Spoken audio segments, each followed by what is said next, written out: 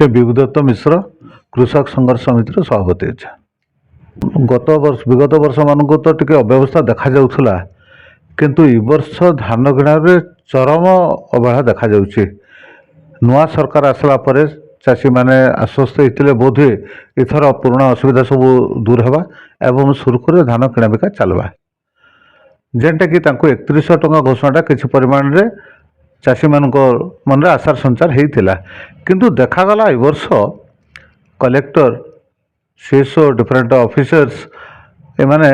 5 तारिख रे लुसिंगा रे प्रतिभात्मक भाव में गोटे मंडी ओपनिंग करदेले एवं से दिन कलेक्टर कहले 180टा मंडी आज खुलला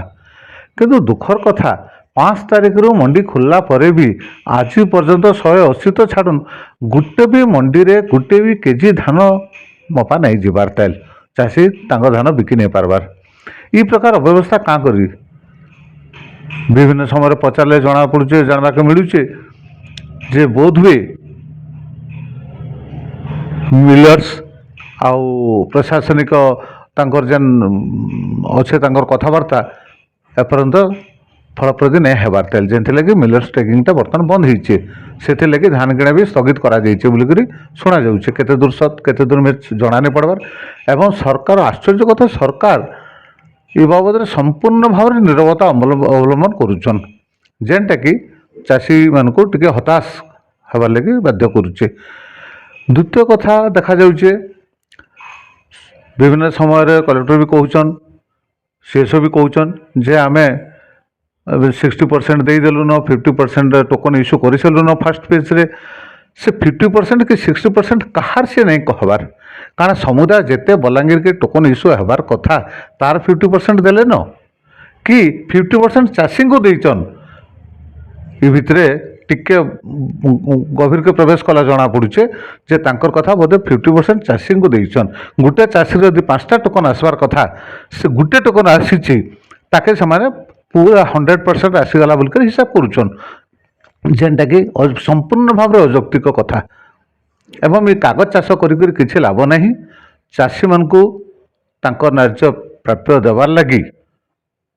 धान ठीक समय उचित समय किणबार दरकार एवं 24 घंटा भितर ताको तार पैसा भी दे देवार दरकार।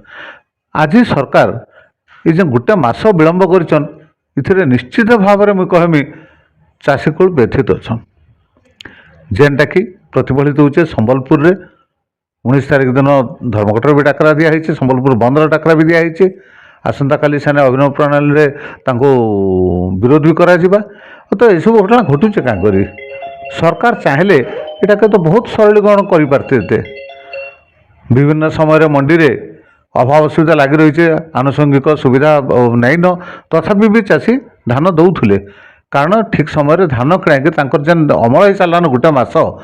चाषी ताको गोटे मस अमल कर निज पाखे रखबारटा एत जंत्रणादायक जे कही नहीं हुए कारण से जेन जेन लोन करथिबा से समस्ते धान अमल होगला मात्रे आसिक तार द्वारा बसबे पैसा मागवार लगी से देवा केनु ताने टोकन नेन ताने धान बिकबार कौन साधन नेन से देवा केन्दा करी केभे देई पारबा सेटा भी से महाजन के कही नहीं पारबार इथिर लगे मुई भावुचे विशेषकर बलांगीर जिले में धान किणाटा आगे ये अनिश्चयता भीतर के नहीं करी सरकार आगे आसुन जिला कलेक्टर आगे आसुन एवं आउ थे चाषी मान को भरसा दौन जे आमे निश्चित भाव में धान किणमु एतकी तारीख रू एवं समस्त को टोकन टी दे दिया जाऊ टोकन जदि दिया नहीं जाए टोकन व्यवस्थाटा होचे धान मंडी किणार असल मूल समस्यार मंजी चाष करबे इने टोकन आसवा भुवनेश्वर ई प्रकार क्या कर चाषी को हैरान करा जाउछि